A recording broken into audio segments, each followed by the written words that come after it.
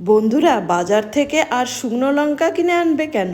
বাড়িতেই বানিয়ে ফেলো শুকনো লঙ্কা। বাজারে লাল টকটকে প্রচুর পাকা লঙ্কা কিনতে পাওয়া যাচ্ছে।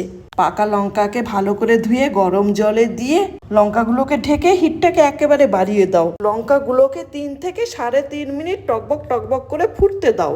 তারপর ওভেন অফ করে লঙ্কাগুলোকে ছাঁকনি দিয়ে ছেঁকে তোলো। একটা টিপস, পাকা লঙ্কাগুলো যদি সেদ্ধ করে শুকোও, তাহলে পাকা লঙ্কাগুলো শুকোনোর পরেও শুকনো লঙ্কাগুলোর রং লাল টকটকেই থাকবে। সেদ্ধ করা জল ঝরানো লঙ্কাগুলোকে রোদে ছড়িয়ে রাখো। আজ প্রথম দিন এইভাবে ছড়িয়ে দাও। এইটা দ্বিতীয় দিন, অর্ধেক শুকিয়েছে। লঙ্কাগুলো একটু একটু ঝনঝন করছে। সারা দিনে ধান শুকানোর মতো মাঝে মাঝে একবার দুবার নাড়িয়ে দেবে। এইটা তৃতীয় দিনের শুকনো লঙ্কা, একেবারে ঝনঝনে হয়ে গেছে।